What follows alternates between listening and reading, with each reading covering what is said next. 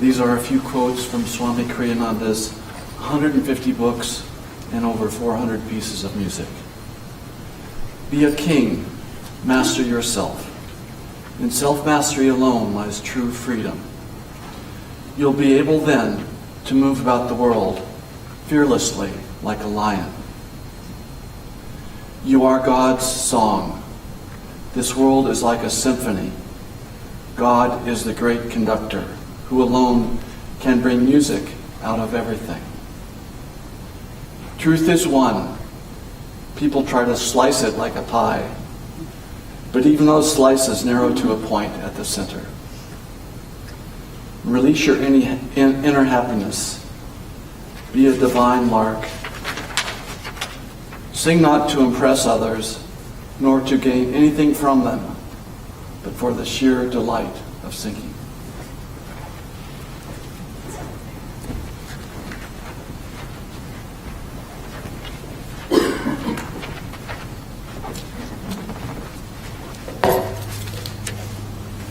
These are excerpts from Swamiji's last will and testament. This is called My Legacy. The purpose of my testament is to state certain fundamental beliefs which to me are of paramount importance in the further guidance and development of Ananda. I request that my successors consider this testament binding on them in their service to the work that I have founded, which I pass on to them herewith as Ananda's future custodians. Ananda is not, and never has been, my own work personally. I founded it in the name of, and did my earnest best to carry it on in the spirit of my Guru, Paramahansa Yogananda, and his line of Gurus. The last in this line of Gurus is Paramahansa Yogananda. Should anyone look upon me as his spiritual teacher, I ask that he do so as a representative of our line of Gurus, and not as a Guru in his own separate right.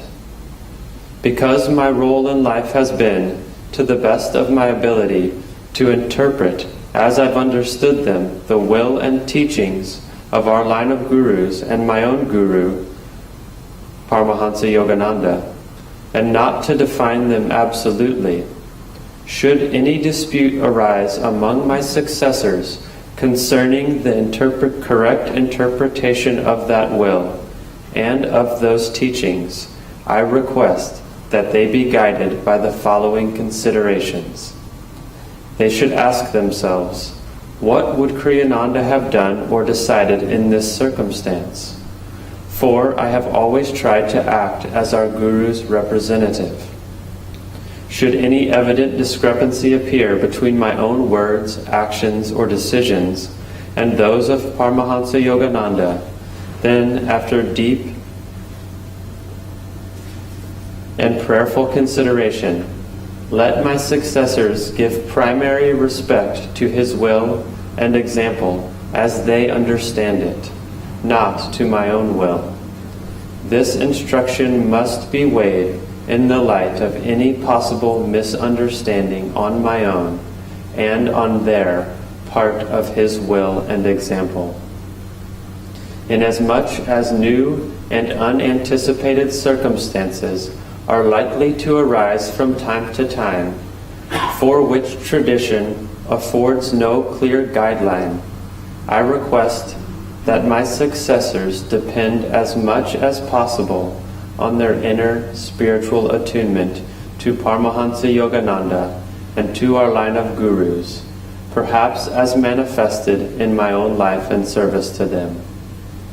An important part of my own life work has been to carry to its logical conclusion Paramahansa Yogananda's endeavors to show how his spiritual teachings may be applied in more mundane avenues of life.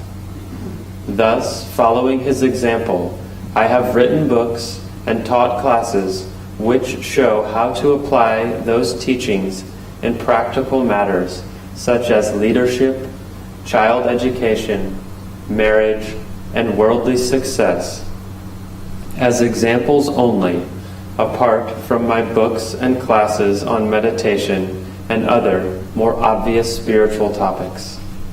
I have tried to express, in addition, the vibrations of my Guru's mission through the media of music, photography, and other art forms. It is natural and indeed desirable that departments be formed and dedicated to the spreading of each of these aspects of our work. In these respects, I want it understood that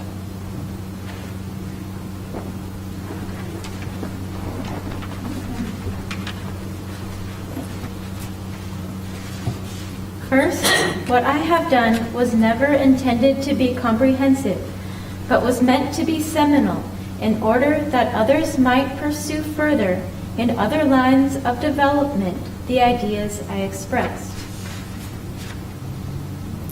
Second, my plan has been that this further development continue what I have already set into motion, and not take off in what might be termed end runs, initiated in an entirely new or in different ways from those initiated by me and by our line of gurus.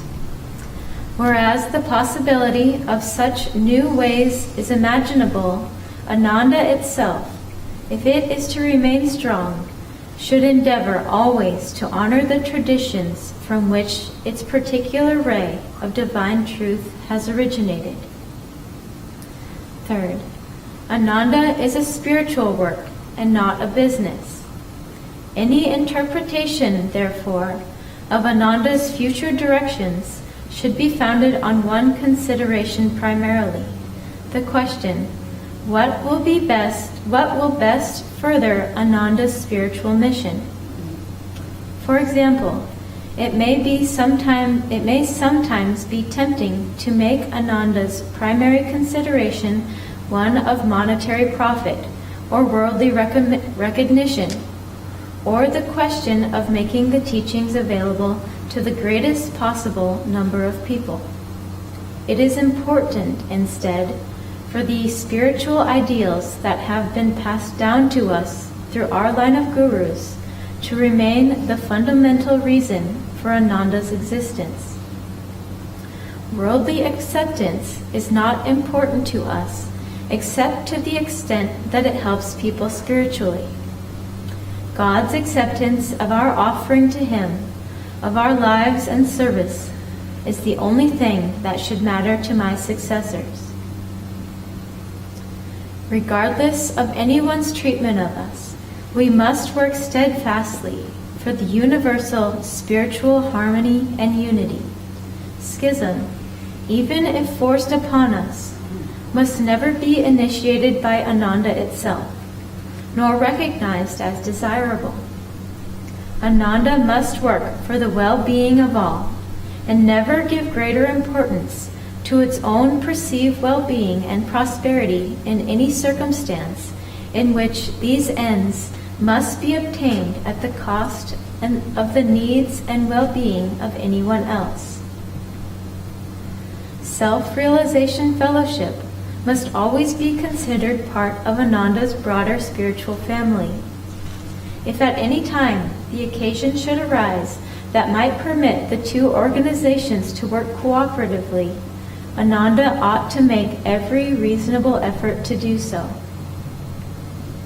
For any appointment to positions of leadership, the primary considerations should always be these: devotion, selfless service of others, impersonal dedication to truth and to justice, and attunement to the will of God as it has been expressed through the spiritual ray manifested in the founding of Ananda. For the appointment of Ananda's ministers, the primary qualifications are that they be men and women of deep and sincere devotion, of humility, of attunement to the spiritual ray expressed through Ananda, and that they manifest impersonal love for others. An intuitive feeling I define primarily as love for the divine spark that exists in everyone. that soul which aspires eternally toward unity with God. For acceptance into Ananda membership, the primary requirement should be their spiritual fitness, not their wealth, worldly sophistication, or skills or ability.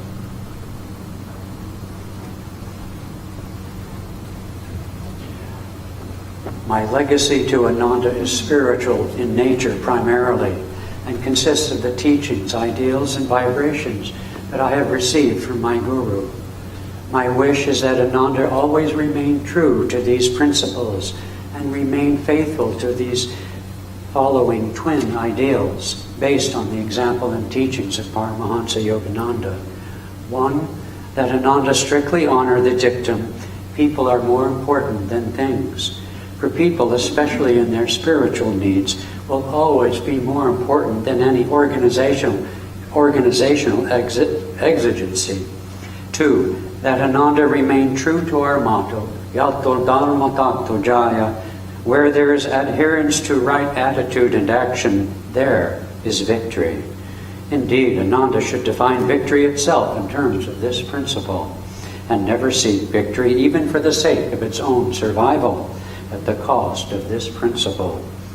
Kindness and compassion must always and resolutely be given primary consideration. These are more important than even the best thought out rules and precedents. My statement in this paragraph must, however, be construed in the light of divine truth, which, although always loving, is at the same time impersonal. Thus, even as physicians may demonstrate greater actual compassion when they inflict a temporary pain on their patients than when they spare them the pain but ensure a much greater suffering later, the rule of divine compassion is sometimes stern, necessarily so, and may not be immediately appreciated by its recipients. Hence the following further request in my legacy: that my successor's first consideration be not public opinion, nor an individual's needs as construed by that person, but a sincere effort at attunement to the will of God and with His love. That Guru's and God's will, not for the mere pleasure of human beings, nor any considerations of worldly popularity, be Ananda's first consideration in all its decisions and actions. It is my hope, finally, that Ananda will always remain faithful to the following priority. Our primary goal is to find God and to unite our souls with Him in divine love. Our secondary goal is to serve God above all, free from the influence of passing fads and opinions.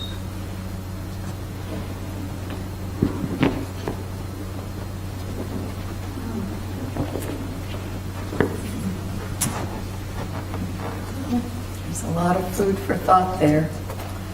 I wanted to just share one last little excerpt from a letter that Swamiji, which is what most people called him, Swami Kriyananda, Ananda's founder, wrote to us and about 4 or 5 other folks on April 6, 2013. So this was about 2 weeks before his passing.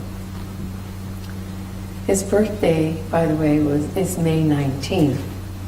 And in this little note he said, "Next month I will turn 87. I feel a need to disinvolve myself from many decisions. It isn't that my mental clarity is diminishing. It's rather a growing feeling that I must redirect my activities. I just don't care to remain that involved. Do you understand? Please help me with this process. You are all very competent. I have built Ananda consciously with the thought of gradually passing the management of it to others. A study was made years ago of organizations after the death of their founders. In nearly every case, the organizations failed, and in the few that continue to exist, drastic changes occurred. One example comes to mind, Walt Disney. This is my footnote. He used to love the old Walt Disney movies, and he didn't care for sort of the modern versions that came after Disney's passing. I've always tried to develop things in such a way that they would continue to thrive in the same spirit once I'm off the scene. Please, let's think about the future. 87 may not indicate the end of my life, but surely it presages the approaching end. And I have to add that I've never done anything with the thought that it belonged to me. It isn't yours either. It belongs to Master and God. With love, your brother, Swami Kriyananda. I don't think I've ever seen him sign a letter that way, but this was very moving when it arrived because, you know, through the years, the last 30 years of his life, Swami had a lot of body troubles, some very serious, a few skirmishes with death, and it was difficult to know when it was actually going to happen. And clearly he was giving us fair warning in this letter that this time it was different. But even so, it was hard to fully integrate that into our consciousness. And 2 weeks later, he did, in fact, leave his body. Swami Kriyananda, during the sort of, what do you call it, the stride in his life, he was like a spiritual warrior, like a general. His energy was so focused and clear. He was able to take Yogananda's teachings and make them really understandable to the Western mind, made them practical, showed their application in every aspect of life. And in all of those years, you know, all of those, not just intellectual thoughts, because he was very great that way, but also just the actual practical applications of building community and all the different things that he started and founded. He had this sort of vibrancy about him. In the end of his life, in the last 10 years, there was a vibrancy, but he rested in his heart. And he used to not show that side of himself, at least I don't want to put it that way. It showed a million ways through his relationships and through the beautiful songs and music and all of those things. But he was very impersonal by nature, is what I mean to say. And in those last 10 years, it was as if a veil was lifted. And all you could see was the joy and the bliss and the love. He couldn't quote Yogananda. He couldn't tell a story about his guru without being moved to silence and gentle tears. He just became total bliss. He said, I can barely speak for the bliss, and he really could, you could feel it in his presence. He lived his life, every single moment, every single thought referred back to his guru. He checked back with his guru. I watched this as through the years, I mean, I lived with him for 43 years. And I watched him through the years. As I learned myself, the more I would dive into Yogananda's teachings, the unpublished, unedited words of Yogananda, I would find sort of the seed thoughts of the Festival of Light that we do here every Sunday, the seed thoughts of every direction, every project, everything that he did. And so he lived the life of a disciple, a sort of consummate disciple. And he showed us the way in which to be a disciple of God and Guru, to live in that spirit. Just I could tell 1,000 stories of things learned and, interactions that were eye-opening and heart-opening and soul-opening, you name it. And I was thinking about one in particular. Yogananda, Kriyananda described that Yogananda always tried to say yes to people. If people came to him and let's say they were a bubble off and they were sort of starting to go off on a tangent here, he'd find a way to support them and then magnetically over time help sort of redirect them in the right direction. But in the moment, they would feel that they had his support and he was saying yes. There are so many different ways to do things, so many different avenues to get to somewhere, and to not be afraid to allow all the individuals' nature to express themselves, and yet through the love and magnetism of God help to sort of eventually move them in the right direction. There's no time or space in God, and so it doesn't matter if it's today or next year or 10 years from now, as long as it can happen, and it can happen without, people rebelling or sort of fighting what they know is the right thing to do. And I'm originally from Holland. I was born and raised there, became and immigrated to this country when I was 10. And one of the cultural not so great qualities of Holland is that, and I struggled with it when I came to America because it's so different here. If I say, would you like this or this? In America, you go, I don't care.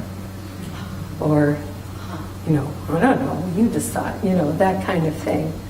In Holland, if you say, would you like this or this? You go, I'd like that. You know what you want and you say it, right? But I even read on Facebook the other day somebody describing the Dutch temperament in that way, just very, know what you want, your way is the highway kind of attitude. And so Swami Kriyananda was always trying to smash that out of me in different ways.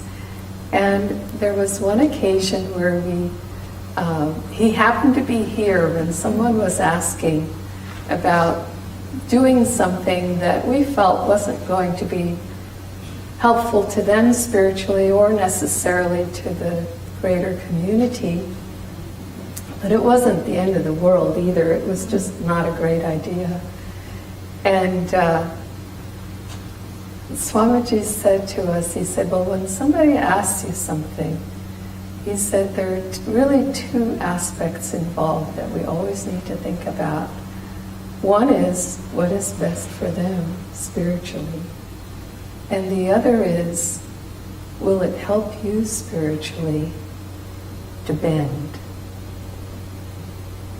And then he said, and then you bend, and you bend some more. And when you think you can't bend anymore, you bend some more. It was a very powerful teaching because I watched it in action with him. Privately, I knew how he thought about certain things, but when confronted with people on wanting to do those things, he didn't fight them. He worked with them, and he helped them to eventually come around, sometimes not, but he didn't block people's individual approach to things.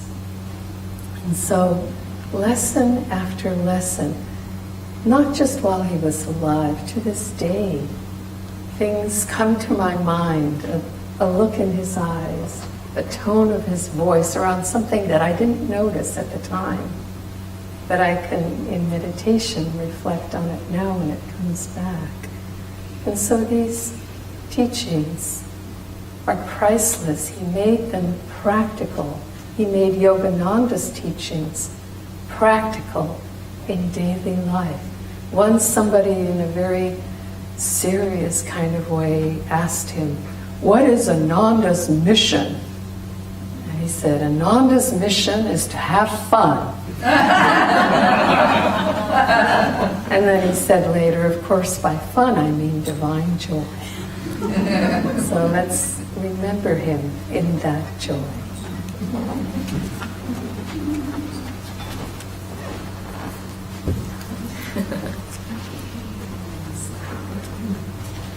I'd like to give you an opportunity now to make an offering.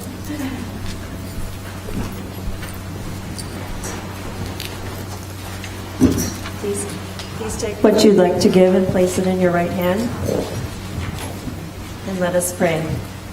Divine Mother, we offer to Thee, the fruit of our labors. Bless this offering, that it serve as a channel of Thy love, to truth seekers everywhere. Om, peace. Amen.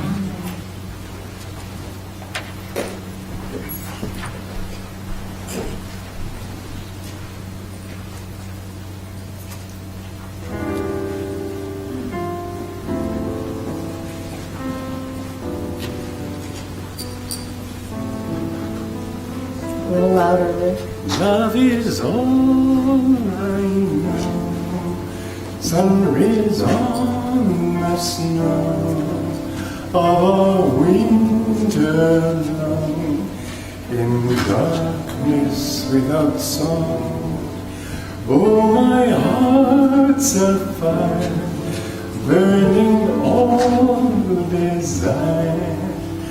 Only you remain, and life again. Too long I did stray, flung lifetimes away, imagined you did not care. I know now your smile was mine all the while. I listened and love was there. I can't breathe for love, all the stars above call to me, come home. Life's waves all ending foam, only love can heal all the pain I feel. What a fool was I to turn away.